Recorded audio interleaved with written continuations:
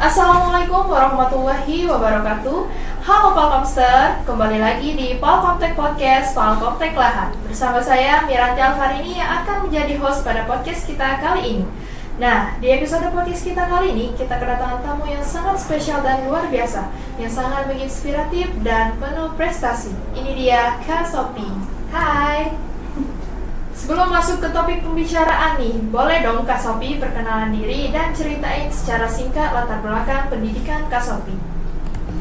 Halo semuanya, perkenalkan nama saya Sofia, siswi aktif kelas 12 di SMA Negeri 3 Lahat, sekaligus Gadis Lahat tahun 2025. Oke, Kak Sophie kan sekarang adalah siswa SMA Negeri 3 Lahat. Kira-kira bagaimana sih cara Kak Sophie membagi waktu antara kegiatan sekolah dan kegiatan Ajang Bujang Gadis Lahat tahun 2025 ini? Cara Sophie membagi waktu ke Ajang Bujang Gadis Lahat sama pelajaran sekolah itu, Mbak. Yang pertama, Sophie lebih mementingkan pelajaran sekolah terlebih dahulu, Mbak. Sudah pelajaran sekolah selesai, PR semua selesai, baru Sophie fokus untuk menghafal pertanyaan dan speech di Ajang Bujang Gadis Lahat. Yang kedua, Sophie mulai menghafal speech dan pertanyaan Bujang Gadis Lahat itu ketika waktu luang saja, seperti jam kosong, istirahat, dan waktu pulang sekolah. Itu saja, Mbak. Kira-kira selama ikut pemilihan nih, sempat gak sih mengganggu kegiatan sekolahnya Kak Sophie? Tidak. Karena apa? Selama pemilihan Bujang Gadis Lahat kemarin, kegiatannya diselenggarakan pada hari weekend saja, Mbak, yaitu hari Sabtu dan Minggu. Nah, pemilihan Bujang Gadis kemarin itu dibagi menjadi dua, yaitu semifinal dan finalis. Nah, setiap kegiatan semifinal dan finalis ini, kegiatannya masih sama, Mbak, di hari weekend, kecuali saat grand final kemarin. Kami hari Jumat itu diberikan surat dispen untuk kami karantina, dan hari Sabtunya kami dikarantina untuk menuju grand final. Oke, sekarang kita masuk ke perjalanan Kak Sophie di Bujang Gadis Lahat. Kira-kira Kak Sophie mengetahui Yayasan Bujang Gadis Lahat ini dari mana ya? Oke, jadi Mbak Sophie mengetahui Yayasan Bujang Gadis Lahat ini dari guru Sophie. Dia tuh bilang begini dengan Sophie, "Sofia, kamu daftar Bujang Gadis Lahat aja ya." Nah, di situ Sophie posisinya kaget banget, Mbak.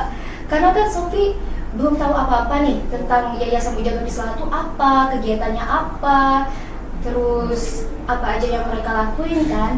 Nah, saat Sophie pulang ke rumah, Sophie mulai searching di Google, Yayasan Bujang Gadis Lahat itu apa sih kegiatannya, apa aja kan. Nah, mulai dari Instagram, di Google, dan ternyata umur Sophie belum cukup mengikuti Ajang Bujang Gadis Lahat tahun 2023 lalu.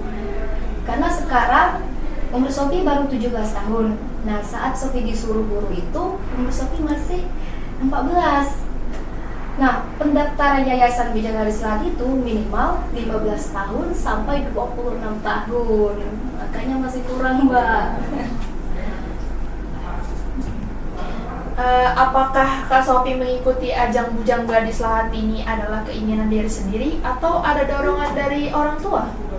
Jadi Sophie mengikuti Yayasan Bujang Gadis Lahat itu dari keinginan sendiri dan dari orang tua juga.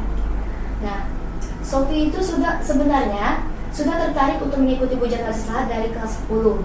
Tapi karena faktor umur yang belum cukup tadi, jadinya diundur terlebih dahulu. Nah, orang tua Sophie sudah mendukung Sophie saat Sophie kelas 11.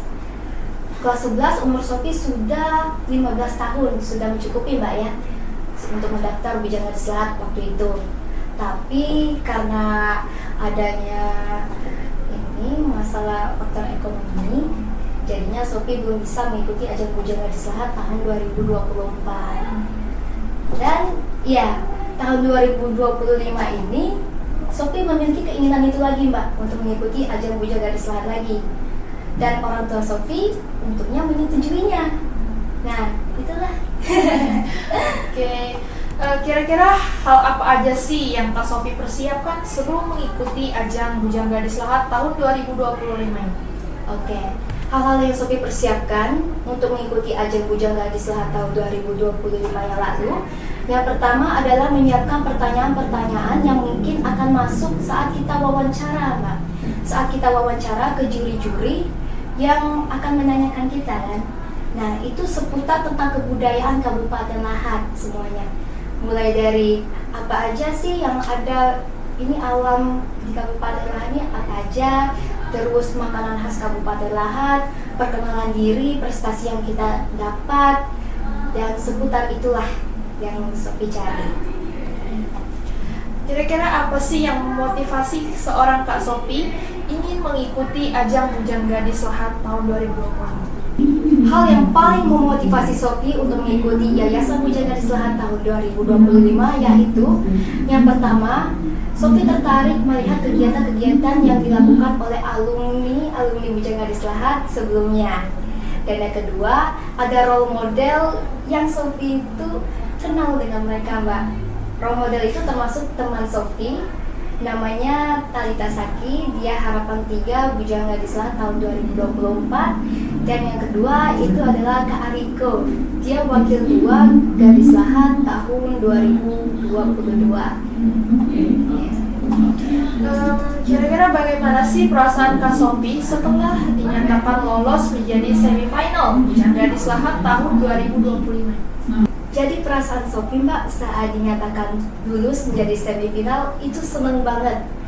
Nah, karena apa? Di Yayasan Bujang Gadis kemarin yang mendaftar di tahun 2025 itu sekitaran 80-an lebih, Mbak. Dan walaupun kita sudah lulus menjadi semifinal, masih ada di diskualifikasi.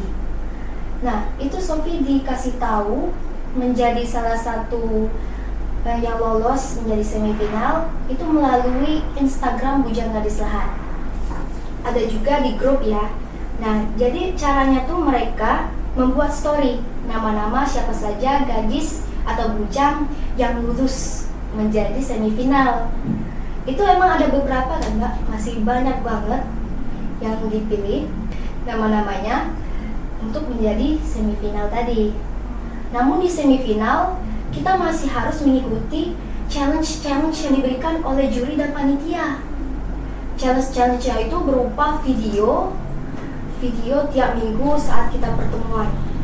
Videonya ini kalau kemarin yang Sophie ingat adalah perkenalan, terus mengenal makanan khas Kabupaten Lahat, dan ada lagi pokoknya.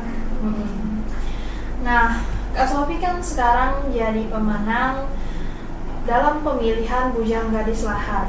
Apakah Kak Sophie memang mengincar menjadi gadis Lahatnya? Tidak, Pak. Jadi Sophie tujuan masuk ke Bujang Gadis Lahat itu tidak mengincar jadi gadisnya. Karena apa? Sophie itu pengen masuk Bujang Gadis Lahat untuk mendapat pengalaman aja, belum kepikiran untuk menjadi gadis. Karena Sophie masih merasa Sophie ini belum cukup untuk jadi gadis, Mbak. Dengan pengalaman yang kurang, terus saingan Sophie nih, ada anak kuliahan juga, ada dari anak SMA lain yang lebih berprestasi, yang lebih berpengalaman daripada Sophie. Jadi Sophie masih merasa, nggak mungkin deh Sophie dapet gadis kan. Nah itulah, Mbak. Kalau Kak Sophie nggak mendapatkan gadis Lahat nih, kira-kira kategori apa sih yang ingin Kak Sophie miliki? Kalau Sophie tidak menjadi gadis Lahat, kategori yang Sophie inginin itu bisa masuk top 6 di harapan, Mbak. Nah, karena apa? Sophie kan belum merasa Sophie ini cocok untuk masuk top 3 nih. Nah, makanya Sophie lebih mending mikir nyari aman aja. Gak mungkin juga ya Sophie bakalan dapet gadis nih, karena Sophie sudah pesimis duluan, karena udah takut dari saingan-saingan tadi. Ya udah, yang penting top 6 kalau bisa. Sempat ada kepikiran gak nih Mas bakal masuk ke top 3 Bujang Gadis Lahat? Tentu saja enggak, Mbak. Nggak kepikiran itu ya karena yang Sophie bilang tadi ya, karena kurang percaya diri dan terlalu pesimis, terlalu overthinking Sophie dengan diri Sophie sendiri, terlalu kurang percaya diri dengan apa yang Sophie miliki. Prestasi apa aja sih yang Kak Sophie dapatkan selain menjadi Bujang Gadis Lahat tahun 2025 ini? Selain menjadi Bujang Gadis Lahat, prestasi yang Sophie dapatkan yaitu pernah menang storytelling pada tahun 2024 tanggal 8 Desember itu tingkat SMA juara 1 Mbak yang diadakan oleh Ira Learning Course. Nah, selain non-akademik, Sophie juga berprestasi di bidang akademik di sekolah Mbak ya. Saat kelas 10, Sophie sempat mendapatkan juara 1 dari semester 1 sama 2 dan semester 2 sempat mendapatkan juara umum di sekolah. Nah, kalau kelas 11, Sophie turun menjadi ranking 2 dan kelas 12 juga semester 5 ranking 2. Kira-kira apa aja sih program atau kegiatan yang Kak Sophie jalankan selama menjabat sebagai Bujang Gadis Lahat tahun 2025? Jadi kegiatan atau program yang Sophie ikuti selama menjabat menjadi Gadis Lahat yaitu seperti yang pertama, kami para Bujang Gadis Lahat mengunjungi Batu Megalit untuk mengetahui sejarah-sejarah yang ada di dalamnya. Yang kedua yaitu membuat film pendek tentang Niwirasan, Mbak. Niwirasan itu, Mbak tahu nggak Niwirasan itu apa? Nggak tahu ya. Niwirasan itu tentang ada seorang pengantin, Mbak. Pengantin ingin datang untuk melamar gitu, tapi dengan cara ya tadi cara terdahulu menggunakan daun sirih, membawa orang tua ya. Terus ketiga yaitu Hari Anak My Day Myra yang diadakan oleh Forum Anak. Dan keempat, Hari Menanam Pohon Nasional yang dilaksanakan di Bendungan bersama DLH dan Duta Lalu Lintas. Yang kelima yaitu membuat video akhir tahun sekalian membuat video tentang Hari Natal, Mbak. Yang keenam, menjadi wedding organizer di pernikahan anaknya Dr. Laila yang bernama Kak Aufa. Yang terakhir, bulan Januari kemarin, Sophie dan Mufid diundang untuk datang ke acara Grand Final Duta Lalu Lintas tahun 2026. Dan masih banyak sekali kegiatan yang tidak bisa disebutkan. Menurut Kak Sophie nih, apa aja sih keuntungan mengikuti ajang Bujang Gadis Lahat? Menurut pendapat Sophie, keuntungan mengikuti Yayasan Bujang Gadis Lahat itu pertama, kita mendapatkan teman-teman dari berbagai sekolah, Mbak. Ada yang dari kuliah, ada yang pengalamannya lebih besar dari kita. Yang kedua, kita lebih mengenal Kabupaten Lahat dari kebudayaannya, dari adat istiadat, dari makanan khasnya, dan wisata-wisata yang ada di Kabupaten Lahat tentunya. Dan yang ketiga, kita belajar tentang public speaking, Mbak. Yang keempat, kita diajarkan tentang berpenampilan menarik ketika kita sedang on duty atau sedang ada kegiatan yang berlangsung.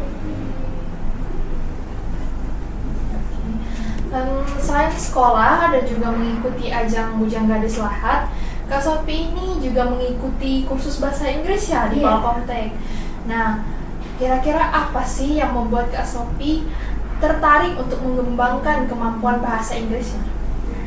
Oke, Mbak, yang membuat Sophie tertarik banget untuk meningkatkan kemampuan bahasa Inggris Sophie itu yang pertama, karena bahasa Inggris ini adalah bahasa yang paling formal yang digunakan di setiap pekerjaan maupun kegiatan di luar sana. Apalagi kalau kita keluar negeri kan, Mbak, bukan di negara Inggris saja, mau ke Arab atau ke Dubai atau kemanapun itu, bahasa Inggris yang paling diutamakan. Karena hampir semua orang itu pasti paham ya, Mbak, bahasa Inggris itu. Nah, terus yang kedua, Sophie tertarik dengan bahasa Inggris, itu Sophie nonton film, Mbak. Nonton film No Way Home. Ada kan Spider-Man No Way Home? Nah, dari sana Sophie itu mulai tertarik untuk meningkatkan bahasa Inggris Sophie. Yang awalnya Sophie cuma tahu kosakatanya aja, cuma no yes yes. Dan Sophie meningkatkannya melalui menonton film, mendengarkan musik, dan memainkan game bahasa Inggris. Contohnya Duolingo, Mbak. Tapi Sophie masih merasa memainkan game itu masih kurang efektif. Karena kan nggak ada gurunya, Mbak ya. Nggak ada guru secara langsung yang menjelaskan ini apa sih maksudnya. Nah, kalau di aplikasi itu biasanya ya, Sophie belajar palingan langsung dijawab ini apa gitu, Mbak ya. Nah, pokoknya masih bingung. Itulah mengapa Sophie meningkatkan bahasa Inggris di Palkomtek Lahat. Menurut Kak Sophie nih, seberapa penting sih kemampuan bahasa Inggris dalam meningkatkan kepercayaan diri untuk mengikuti ajang Bujang Gadis Lahat? Menurut pendapat Sophie nih Mbak, bahasa Inggris di Yayasan Bujang Gadis Lahat itu sangat penting. Karena apa? Jika kita bisa berkemampuan bahasa Inggris, itu sebagai nilai plus Mbak untuk kita, untuk kami para Bujang Gadis Lahat. Terus, jika kita bisa berkemampuan bahasa Inggris, kami para Bujang Gadis Lahat ini bisa dibawa ke ajang provinsi maupun nasional Mbak. Seperti kemarin Mbak, ada teman-teman Sophie yang melanjutkan kegiatan di nasional seperti Marcel dan Kak Naura. Mereka melanjutkan kegiatan mereka ke Mr. Teen dan Miss Teen Indonesia tahun 2025 kemarin. Menurut Kak Sophie nih, seberapa penting sih kemampuan dalam berbahasa Inggris untuk meningkatkan kepercayaan diri dalam mengikuti ajang Bujang Gadis Lahat 2025? Menurut pendapat Sophie Mbak, bahasa Inggris ini sangat penting untuk kita di Yayasan Bujang Gadis Lahat. Karena apa? Ini sebagai nilai tambahan kita kalau kita itu mampu dalam berbahasa Inggris. Nah, jika kita bisa berbahasa Inggris, Yayasan Bujang Gadis Lahat akan memilih kita untuk mengikuti kegiatan di provinsi maupun nasional membawa nama Yayasan Bujang Gadis Lahat. Ini terakhir nih, ada nggak sih harapan dari Kak Sophie untuk Yayasan Bujang Gadis Lahat untuk kedepannya?